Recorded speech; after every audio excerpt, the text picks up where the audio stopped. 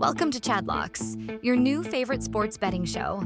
Join Chad as he fearlessly delivers his locks with little to no research, blind confidence, and just enough charm to make you forget the results. It's not as much about winning, but more about the process and blaming the refs and coaches when it all goes sideways. It's time to lock in. Welcome, everyone, to Chadlocks, the second episode of the program. This week, we are going to talk NFL Week 1. I am so excited to talk actual NFL. I can't tell how excited I am, but I'm not the excited like Jesse Spano from Saved by the Bell when she was popping those caffeine pills. Like, I'm excited, but with her, it ultimately resulted in her being scared. I am excited, but like the original Pointer Sisters, I am excited. I'm so excited, and I just cannot hide it. And I'm about to lose control, and I think I like it. So today's episode, I'm going to tackle the NFL Week 1 schedule, give you my favorite bet in each game. In each week, I will give you a 3-leg parlay for the Thursday night football game. And I'm also going to throw in a 5-for-5 anytime touchdown. We'll try to do that every week. 5 players to score a touchdown, $5 bet. We'll see what that gets us. And I think what we'll try to do is see if I can turn $100 into $1,000 this NFL season. So just have a bankroll of $100, put bets on games, and see if we can, by the end of the NFL season, have that $100 bank turn into $1,000. So let's get started. I'm so excited to talk NFL with you. So we will talk first the Thursday night game. I'm recording this on Wednesday evening, so it'll drop before the Thursday game. So Thursday game is Dallas at Philly. I think this game is one where I think people think it's going to be close. The spread is 8, Philly by 8. So I don't think it's going to be that close. I would, if I was going to take the money line, I would obviously take the Eagle money line, but it's at minus 425. I would give up 8 with Philly in that one, but that's one of my bets on the 3-leg parlay is Philly minus 8. When I was doing this, it was 7.5 earlier. It is now jumped up to 8. You could get it at 7.5 at minus 105. Is now minus 8 at minus 110. So my first leg for the Thursday game is Philly minus 8. I just think this Philly team is too good. That defense is legit. It's not even fair what this Philly defense has on it. And I think with Dallas not having any kind of real run game that we know of, they could surprise us, but I doubt it. I'm not buying into Javonte Williams all of a sudden becoming Emmitt Smith. So I think that defense is going to be able to stymie the Cowboys. Micah Parsons is gone. So that Philly offense, bringing everybody back from the Super Bowl team, I think they can do whatever they want offensively. So I like Philly minus 8. The other one I like is Dak Prescott over 36.5 pass attempts at minus 115. That'll be my second leg. I think Dallas is going to have to pass. I think they are going to get down. The only issue would be is if Philly got up so big by halftime that Dak does not play much of the fourth. But NFL doesn't usually sit those guys. They usually wait until about halfway through the fourth if the game's out of control. So I think Dak is going to have to throw a ball a ton. So I think over 36.5 pass attempts is a nice bet as well in this game environment. And then I'm going to go Pickens longest reception over 22.5. I think George Pickens' main goal is going to be stretching the defense. Lamb's going over the middle. I think Dak Pickens will connect on one, and I think it'll be a bigger one, probably like 25, 30 or more. So I like Pickens over 22.5 as his longest reception at minus 125. He parlays those together. A $10 bet gets you $62.50. So it's not a crazy parlay, which, if you're doing parlays, there are two parlays that I like to do a parlay of 2 to 3 legs that are pretty good bets, but it's not going to net you a ton. Or if you do a parlay, then you do the $1 to try to win tens of thousands of dollars on like a crazy parlay. So that's my Thursday night. Philly -8, Dak over 36.5 pass attempts. George Pickens, longest reception, over 22.5. That is my Thursday night football parlay. Now we move on. We do have a Friday night game this week, so that is also quite exciting to have football on Thursday and Friday, and then watch all of college football on Saturday, and then a full Sunday slate of games because there is only one Monday night game. So the Friday night game is the Kansas City Chiefs at the LA Chargers. This is a game. It's a 3-point spread. The Chiefs are favored on the road with 3. Over under is at 46.5. Chiefs money line is at -170, which is not bad. Chargers money line +145. So I like the under in this game of 45.5. It's actually now 46.5 at -110. So I really like both these teams. I think both defenses are solid. I think Chief defense is really good. I think both teams early on in the season are going to try to run the ball, try to control time of possession. And I think the Chargers, that's going to be their MO, I think, all year, unless the game script gets out of hand. So they got Amari Hampton. Their receiving core is not what I would consider elite. So I think the Chargers, knowing they're playing the Chiefs and Mahomes, want to control the clock, which should lead to fewer possessions if you are getting first downs. And I think the Chiefs are going to do the same with Rice out. Hollywood Brown kind of coming back from an injury. Kelsey is 87 years old, just got engaged. So, I think the Chiefs at some point this year are going to find their old ways, and they'll be able to sling the ball around. I think early on the road, I don't think that's going to happen. So I do like the under of 46.5 at -110. So now we dive into the Sunday games. So just starting with the 1:00 games, working my way through the afternoon games, followed by Sunday night football, and then Monday night football. So the first game we have here is Arizona at New Orleans. I'm telling you right now, I think the Saints are just absolutely horrible. And I don't think the Cardinals are good, but I do like the Cardinals. They are favored by 6.5. I'm going to take an alt line, and I'm going to take the Cardinals at -9.5 at +142. I think Arizona's got enough on offense. They'll be able to move the ball. I think they'll be able to score. I think this is going to be a huge James Conner game. So if you have James Conner in fantasy, this is going to be a huge game. I think for him, I could see him at 2 touchdowns, which is actually a +375. But I think Arizona can move the ball. I think their defense is good enough to stop Spencer Rattler in that crew. So I do like Arizona on the road at -9.5 at +142. Moving on, this is one of my favorite games to watch and to see how things work out. It's the Carolina Panthers at the Jacksonville Jaguars. I think both teams have a lot of preseason buzz. You've got Liam Cohen there at Jacksonville, and I think everyone's expecting a huge bump for Trevor Lawrence. You've got Brian Thomas Jr. there. Travis Hunter is in tow. So just seeing how the Jags use him.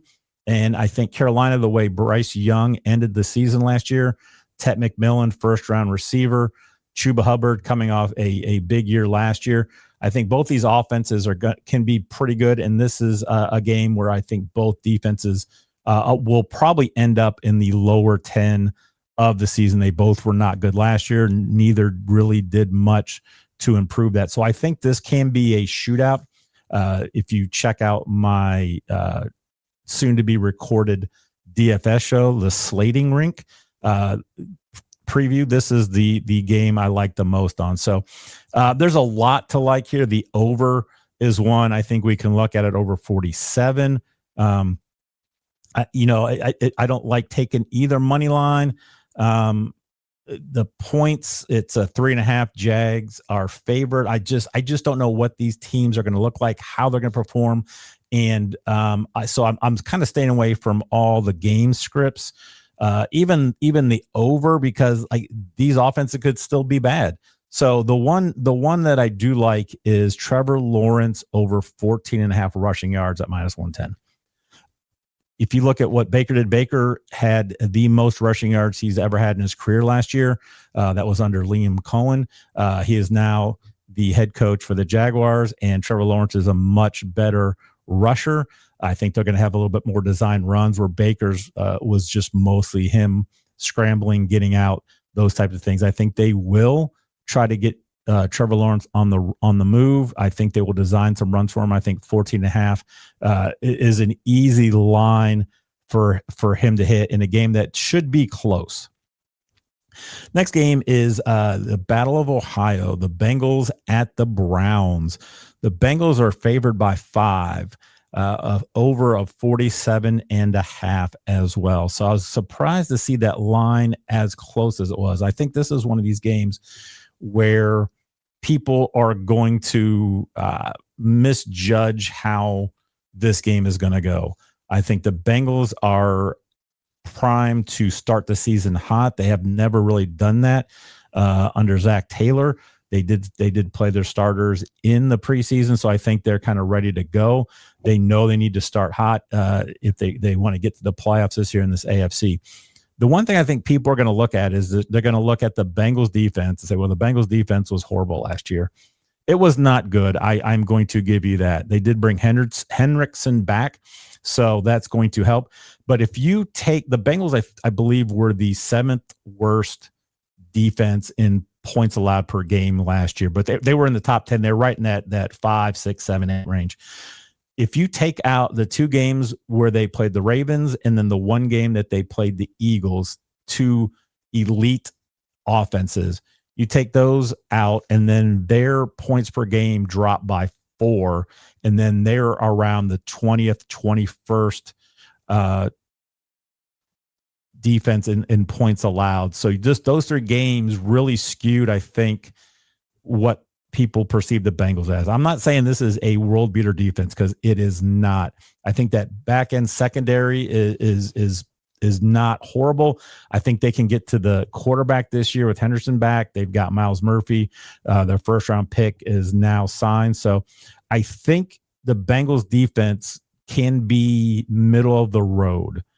And I am not putting stock in a 41-year-old Joe Flacco with this Browns roster. It's not like Flacco's coming in and he's backing up and he's got to play for Hurts, and he's got A.J. Brown, Devonta Smith, Goddard, Barkley running the ball. This Browns team is not that. You're talking about Jerome Ford, Judkins maybe getting some run, and then you got Jerry Jeudy. I do like Njoku. I think he's just going to get peppered. He and Flacco, I think do have a good rapport. I just don't think this game's going to be the shootout where people think, because the Bengals are bad and a lot of people in DFS are saying, hey, we just take cheap Flacco and pair him up. I don't think this is going to be it. I think this is going to be probably a lower scoring game, because the Browns defense is pretty good. And I think the Bengals this year, I think what they need to do, they know their defense is not going to be stopping a lot of people. So I think they're going to rely more on the run game with Chase Brown there. And I think they're going to do a little bit more clock management, and they still will air it out when they need to. But I think they realize we can't have 2 plays, Jamar Chase, 70-yard touchdown every week. We've got to be able to give our defense a break, control the clock, and then know that our offense can close out games. So I think my favorite here in this one is Cincinnati -5 at -1.5. I think Cincinnati goes on the road, gets it done. They can win by more than a touchdown. I also do like Njoku with an anytime touchdown, because I think if the Browns are going to score, it's probably going to be Njoku. And I think the Bengals are not going to shut them out. I think the Browns can maybe get a couple scores in that game.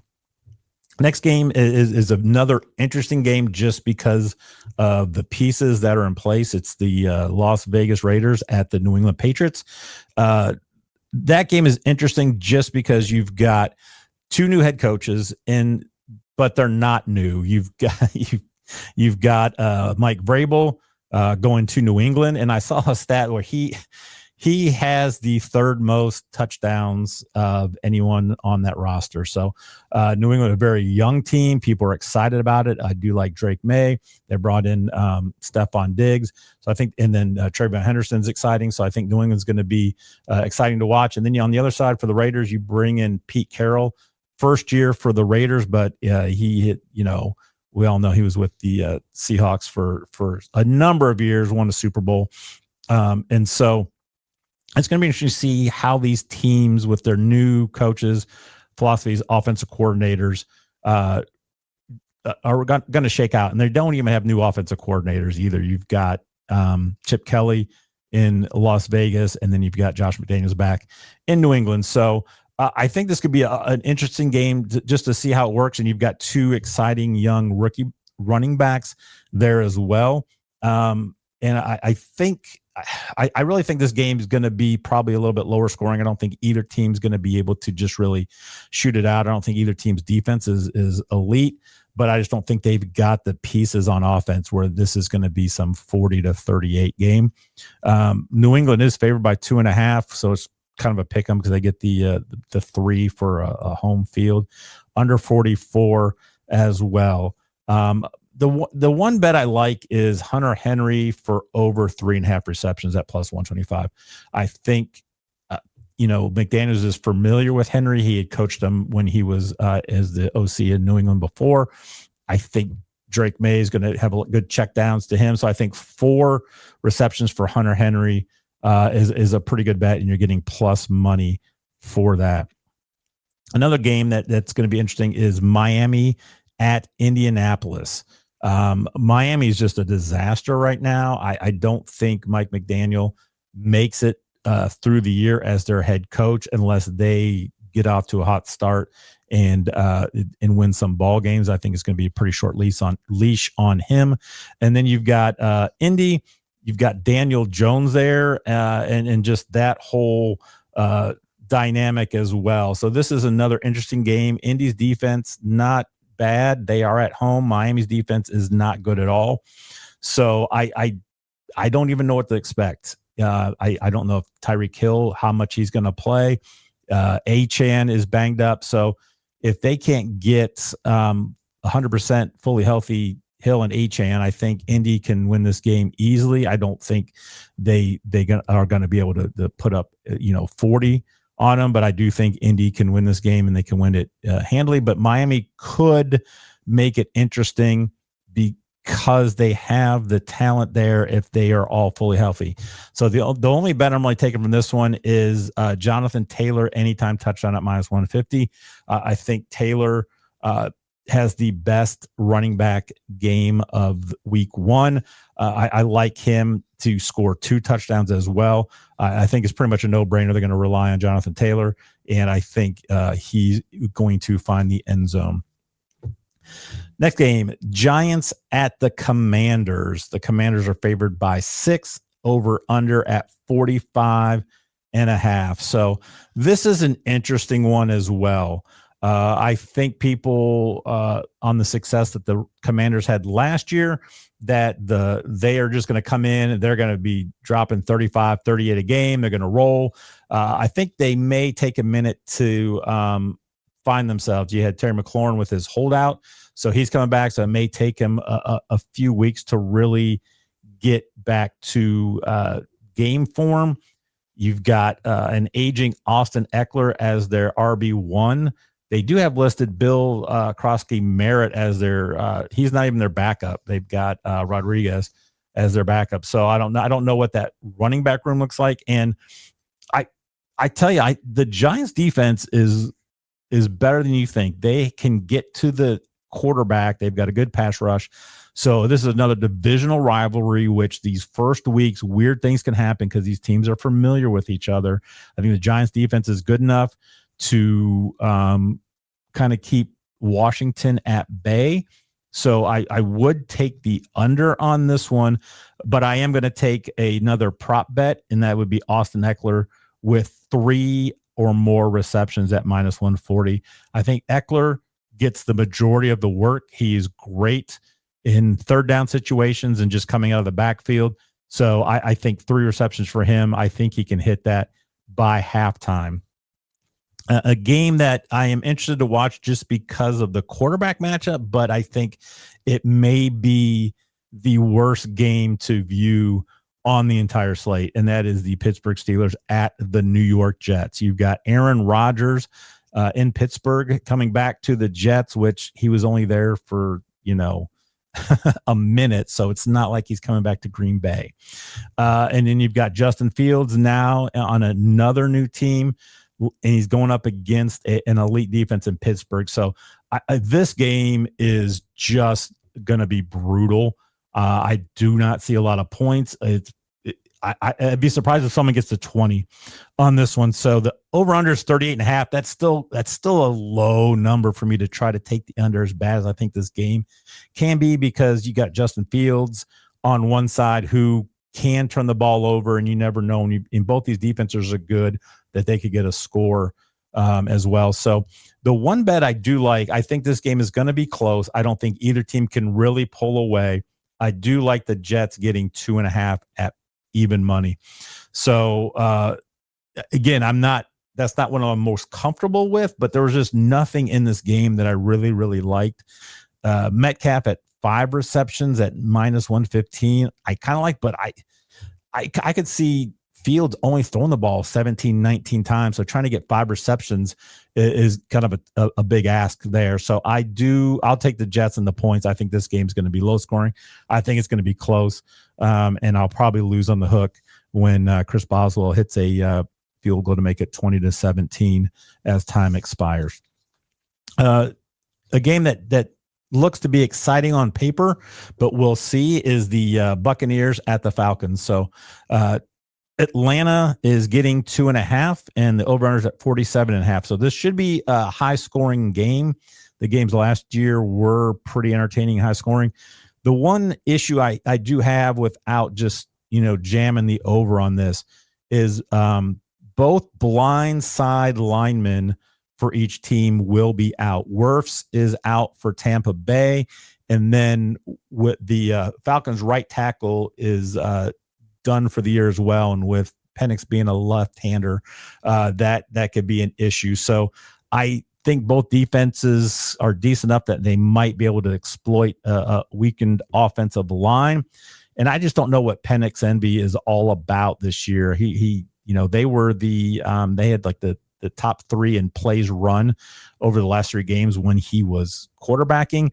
I just don't know if he's going to be any good. I don't think Darnell Mooney's going to play, so they really do not have a option at the second wide receiver. So if the Bucs want to do that, they can double London and just try to keep him from dominating the game, which means then you may see a lot of Kyle Pitts, which who knows how that could look. I do like the Bucs in this game on the road. I just think they have more talent, even though they're also banged up at the wide receiver slot with Godwin and McMillan out. And then I think Kate Otten may miss as well. So I think this game could be a lot of Bijan and a lot of Bucky. So if they can get the chains moving, it could be lower possessions in this game than you would think. But one guy I do like, and I've liked him all year for fantasy. I just think early on this year he could just break out, and that's rookie Emeka Egbuka. I like his over 55.5 receiving yards at minus 110. Like I said, they are missing 2 receivers, and their tight end could be out. I think teams could just try to keep Evans out, but I think Egbuka could go in the slot, go on the outside. I think they can move Egbuka around, do a lot with him, and I'm not sold on Atlanta's secondary. So I do like Egbuka to, I think, lead this team in receiving yards in week 1. So that's the one I take. There's too many question marks with all the other things in this game to really lean one way or the other, even though I do like the Bucks talent at only giving up 2.5. That would be the other one. I do like that at minus 105 as well. The Bucks minus 2.5. Then we look into the 4:00 games. There are 4 on the week 1 docket.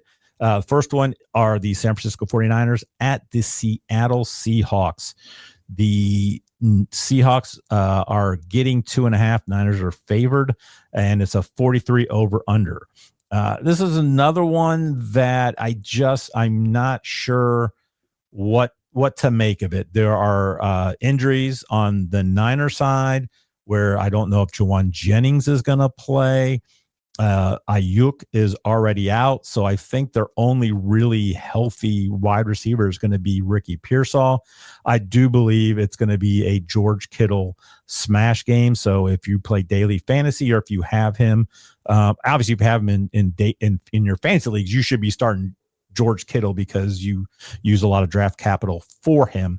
So I like George Kittle over 63.5 receiving yards at minus 110.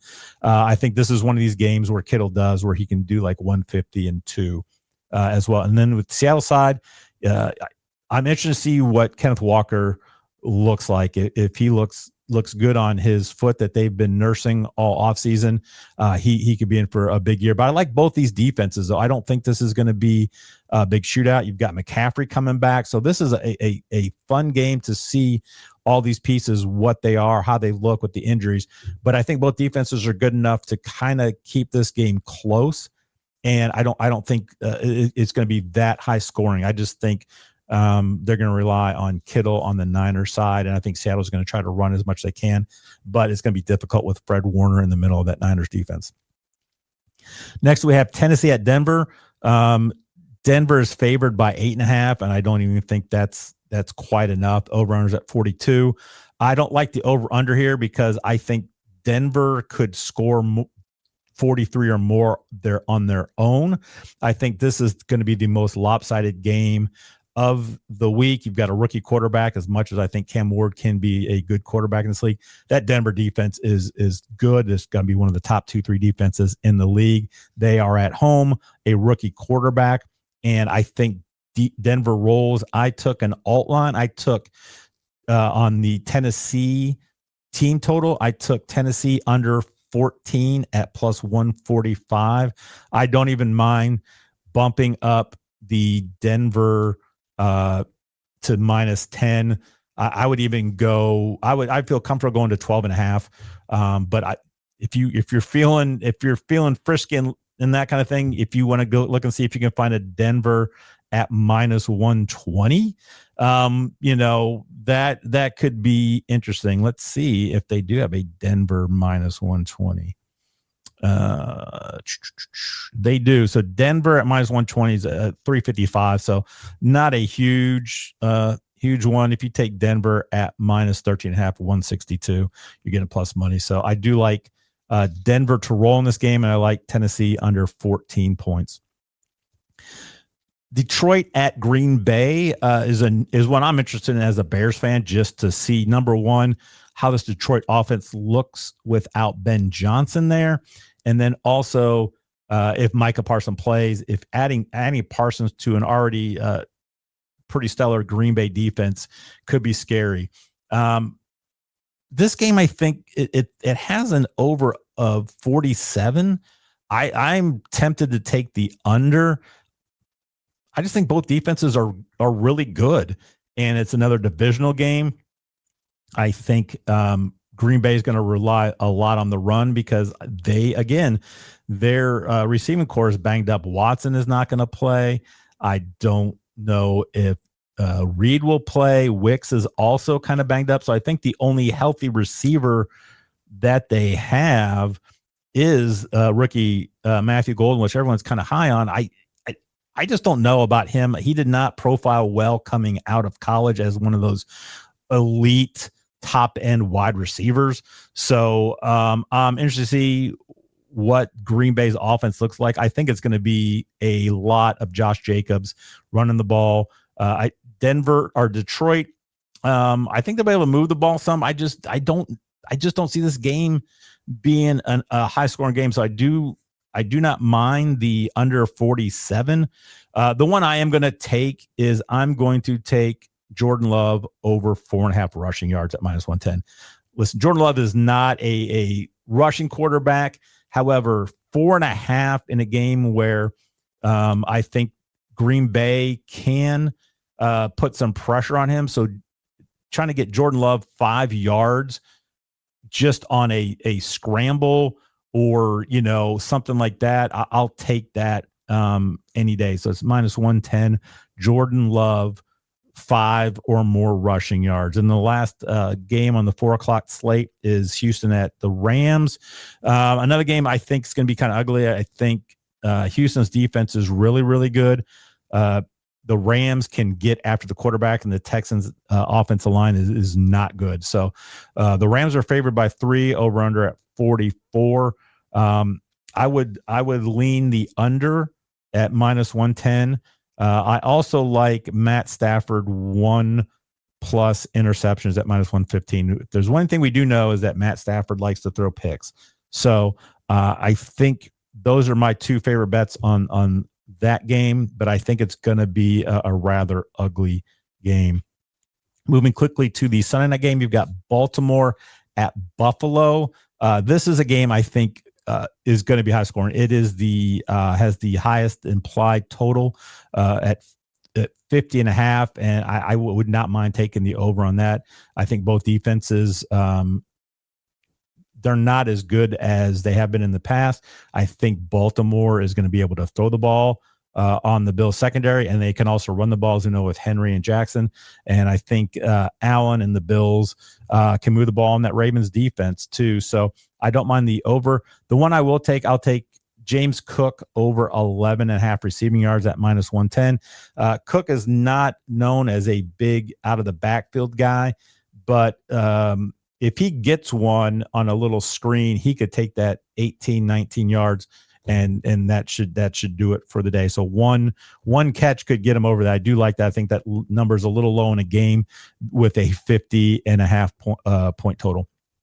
And the Monday night, the one I'm most excited for, and the one I'm glad is on Monday night, is Minnesota at my Bears. So the Vikings are 1.5 point favorite. Over under is at 44. Again, a lot of these week 1 games, it's just so exciting to see. We get to see what JJ McCarthy is about. They have injuries in or suspensions in their receiver room, so they're going to be down Jordan Addison.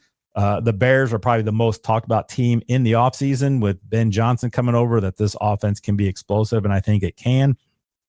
And I think both defenses can give up some points. So I do like this game on a lot of fronts. Depending on Roschon Johnson's health, if he is healthy and in the game, I would not mind taking a Roschon Johnson touchdown prop, which is probably at around plus 200. I would guess it's at plus 260. So a healthy Roschon Johnson touchdown prop, I would gladly take, but he is questionable. So what I'm going to take is Justin Jefferson at over 78.5 receiving yards at minus 110. I think McCarthy is going to target him often. I don't think the Bears secondary is good enough to really shut him down.